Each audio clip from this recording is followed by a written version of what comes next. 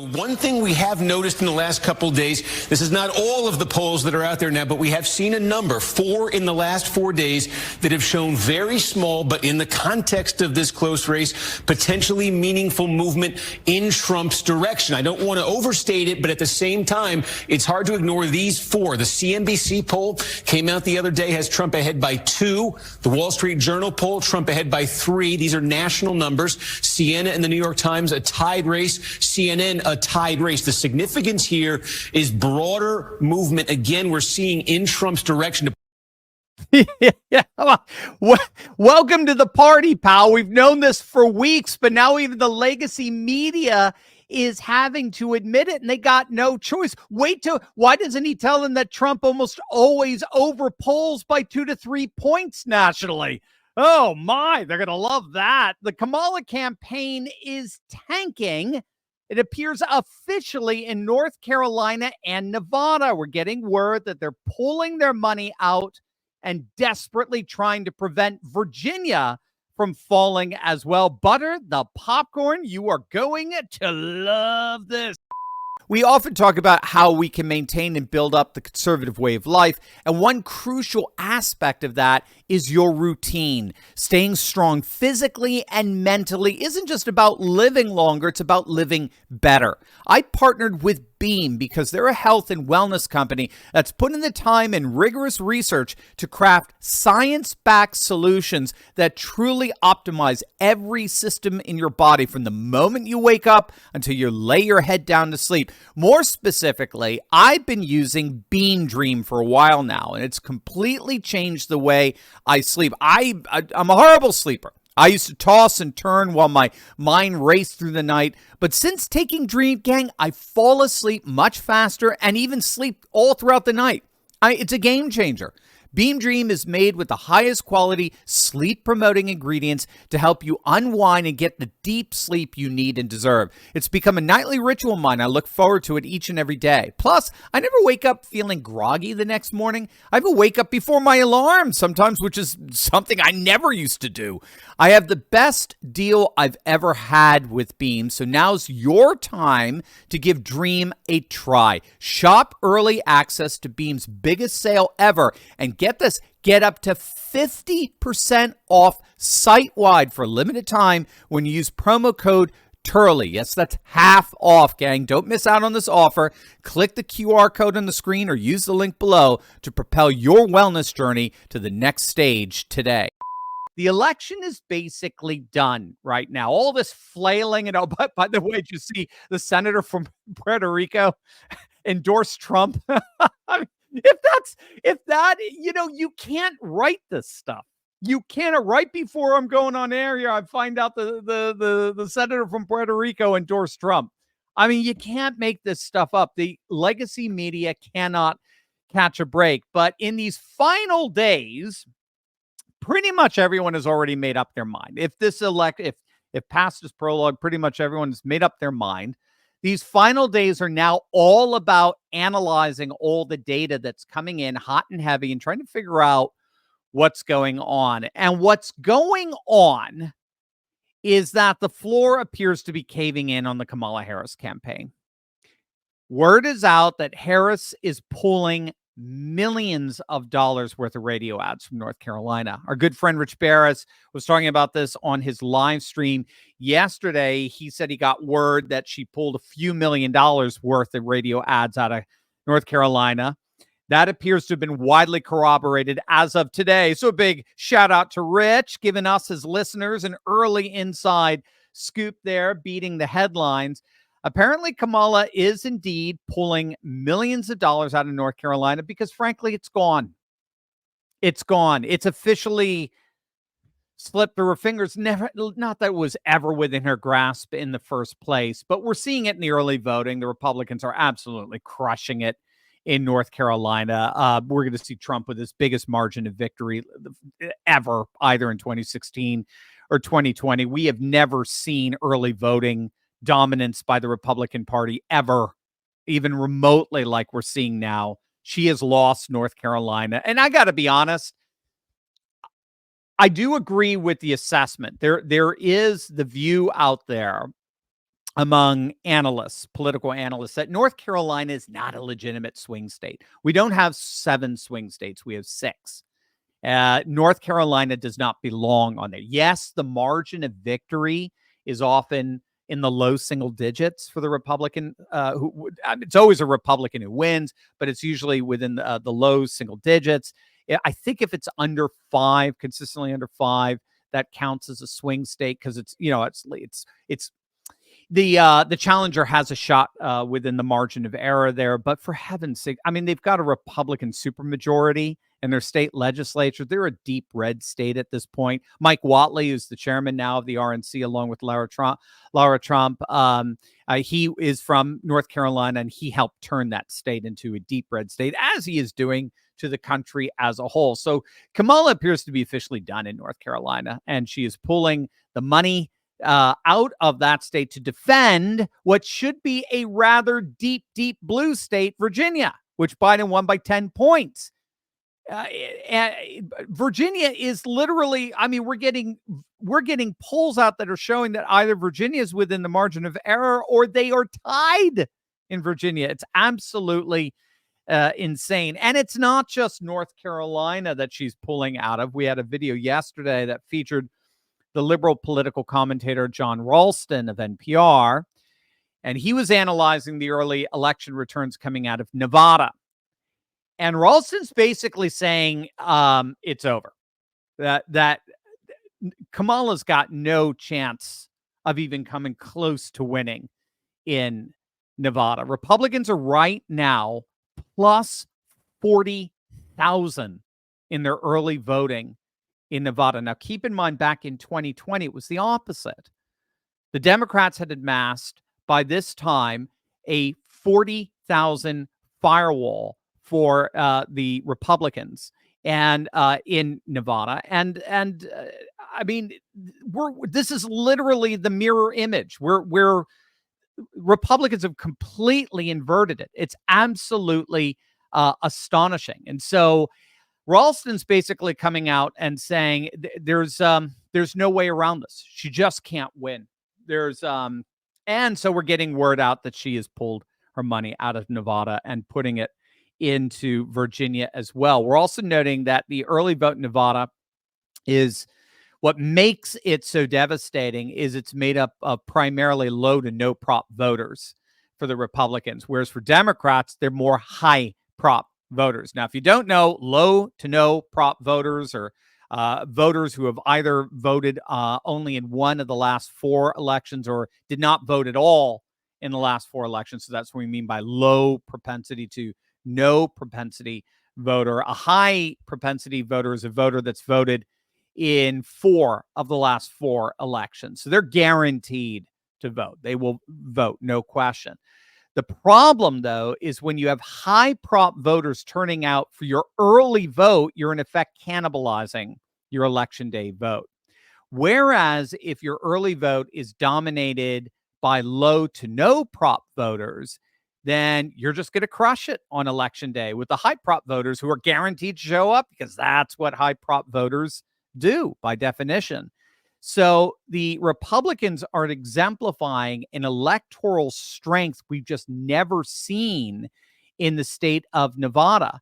The vast majority of their votes, or at least a significant portion of their early vote, are low to no prop voters, whereas a significant portion of the Democrats' early vote are high prop voters.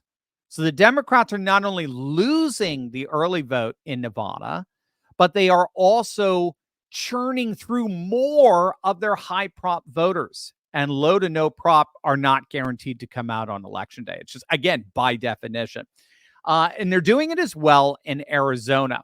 The latest in Arizona is absolutely astonishing. Check this out.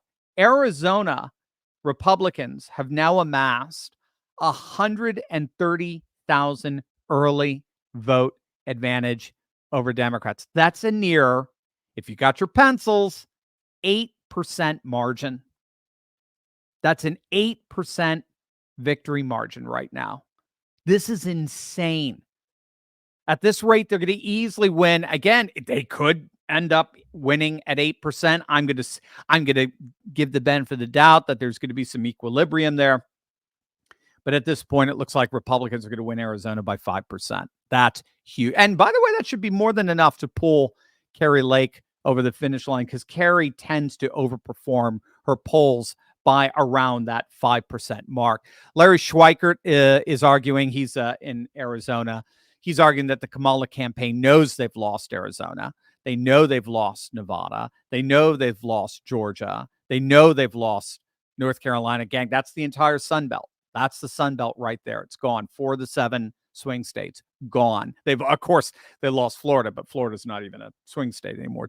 Florida may end up voting to the right of Texas this year, which is insane. They've, of course, lost Ohio, which is deep red. They've lost Iowa, which is deep red, which, by the way, both of Florida, Ohio, and Iowa were all Obama states. And they're significantly behind their firewall numbers from 2020 in Pennsylvania. Pennsylvania Democrats are now officially not going to get anywhere near a 500,000 early vote firewall. They're more than 50% off from where they were in 2020 when they had a 1.1 million firewall, early vote firewall. Even Elon is doing cartwheels over this. He noted that Republicans are doing nearly 500,000 votes better than Democrats versus the same date in 2020. And with that 1.1 million early vote firewall, Democrats in the end only managed to squeak out an 80,000 vote margin victory. So the Republicans just poised to absolutely crush the Democrats at this point. Betting markets are absolutely through the roof. I don't know if you've been taking a look at the betting markets of late. Now, remember, betting markets are not predictive. They're reactive. But they do indicate who got the mojo, who's got the momentum, which is it's so key in like in sports. It's so key in the last 7 days. And as you can see, according to Kalshi, I mean, Trump's absolutely running away with this. But of course, CNN will tell you it's neck and neck. It's neck and neck. I mean, at least in terms of the betting markets, I mean, this is just, I mean, what do you say? Trump with a 62% chance of winning the White House, whereas Harris has dropped to 38%. I just did a video earlier today. This is the first time now that all betting market sites have Kamala under 40% in terms of likelihood to vote. We've not seen that since she entered the race. Pretty, again, not where you want to be 7 days out. And I think we've got the Economist for, yes, we do. I thought I put in there the Economist forecast here with just a little, let's see, they got, 1027. They're giving, they gave just a month ago, they gave Kamala a 60% chance of winning the presidency. Look at it today as of 1027. It's now Trump 55-45. And that's hard for the Economists. They're hardcore globalists. They're British from across the pond. And the Economists, let's just say, are rather anti-Trump. They are not. They're certainly not rooting for Trump, to say the least. So it looks like Arizona is gone, Nevada is gone, Georgia appears to be gone. By the way, keep your eye on Duval County. We've talked about that before. Duval is a bellwether for Georgia. So Duval is the uppermost. If I recall, it's the uppermost. It's Jacksonville. It's the uppermost county of Florida, and borders. It's contiguous, as they say, with Georgia. And if Duval tends to go left, Georgia goes left. If Duval goes right, Georgia goes right. So Duval went for Biden in 2020, which is rare, but it did. Duval now apparently is plus 3.4 Republican. So that's very, very, I mean, again, the latest accurate polling that we follow generally sees Georgia going at least 4 points for Biden, might be even more than that. So Georgia, for Trump, did I say Biden? Oh my, it's too late in the day today. North Carolina is gone. She's pulled her money out of that. She's pouring it. She's trying to defend Virginia. I mean, let that hit you. 7 days before the election, Kamala is trying to defend Virginia. This is why our good friend, the data analyst Seth Keshel, is arguing that the real swing states now have shifted. It's not the big seven. It's New Hampshire, it's Virginia, it's Maine, it's Minnesota, it's New Mexico. At this point, I mean, again, forget the Sunbelt states, the 4 Sunbelt states. It's growing increasingly likely that she's not even going to come close in any of them. We're seeing the same thing. We're seeing Trump pull away with it in Pennsylvania. Looks like he's opening up a 4-point lead. Michigan, same thing, about 2 to 3 to 4. It's depending. Rich Barris has got it 3.5. Wisconsin, 2 to 3 point lead. Remember, Wisconsin tends to vote within 9, always inside 9, never outside 9 of Iowa. And Iowa, it looks like Trump is now up 11. So that would be Iowa +2. So I don't see, I don't know if you've seen the turnout from what's called the WOW counties in Wisconsin. That's Waukesha and Zauke and Washington. These are deep red counties. WOW, W-O-W.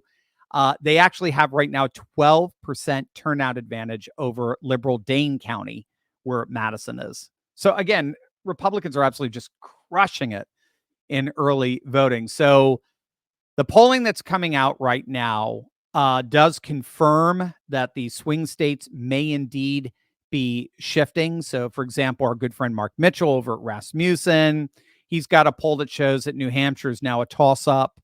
Rasmussen also has Virginia within 2 points. They're finding Virginia is within the margin of error. We actually had polling the other day that showed that Trump was in the lead in New Hampshire and that they were neck and neck in Virginia as well. So a lot of corroborating polls showing that this thing it's just showing that the swing states have shifted. We've got the latest coming out of Minnesota. Do we have that, Mike? I don't know if I gave that to you. Minnesota polling has Trump within 2.6 of Harris. There we go. I thought I sent that over to you. 2.6 in Minnesota, a state that went with Mondale, for heaven's sakes. Minnesota, I don't even know what to say. It's within 2.6 in Minnesota. This isn't Wisconsin. This isn't Pennsylvania.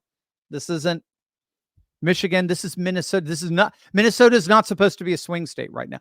But the freaky thing for Kamala is Minnesota has been tending to vote to the right of Virginia.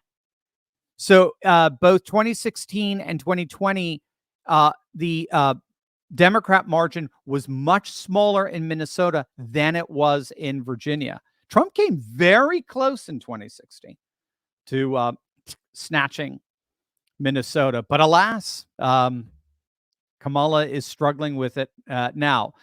Yeah. And I was going to say, I've got in my notes here, guess which Democrat was the last Democrat to struggle with Minnesota within margin of error? Yes, it would have been Hillary Clinton. She just won it by 2% back in 2016. So this is a very, very ominous poll for sure. But again, regardless, when all is said and done, if Kamala is struggling in Minnesota, if she's struggling in Virginia, if she's struggling in New Mexico, I mean, kiss goodbye the swings, the big 7 swing states that always vote to the right of any one of those states. This is the last position she ever wanted to be in. She wanted to be in Biden's position in 2020. That's the ideal position for the Democrat, given that Biden only won by 40,000 votes. You want to be at the very least in that position. You want to be, if you're a Democrat, you want massive, massive margins in New York. Remember, Biden won New York by 23 points.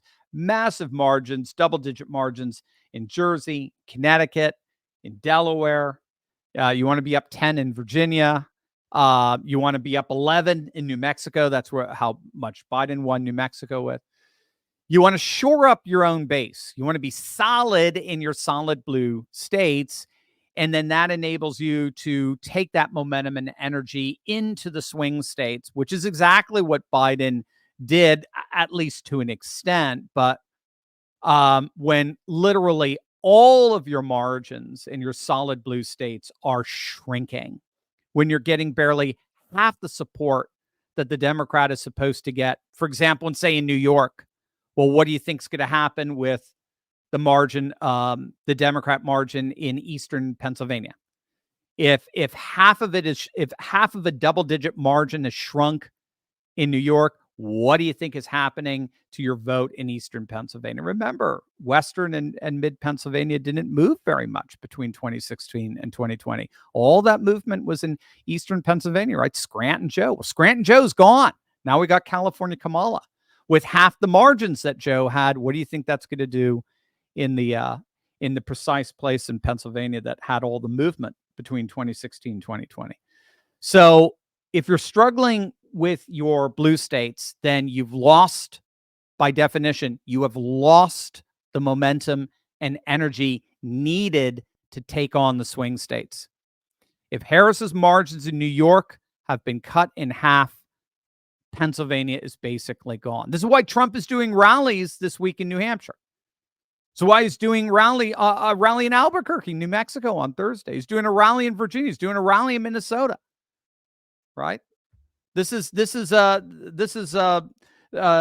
besieging of Leningrad, basically. It shows that he has solidified his base. He has maximized his margins in his home states, his red states, so that he now has the momentum and energy to even expand the swing state map. That's the power that comes from solidifying your own base, and that's precisely what the stand-in Democrat candidate who just got selected 100 days ago continues to struggle with. And that's what we want. That's what we want. Kamala struggling with her base, struggling with trying to win the black vote, struggling to try to win the Latino vote, struggling to try to get the vote out in urban areas, struggling in otherwise reliably blue states like New Hampshire and Virginia, Minnesota, New Mexico. It's called reeling.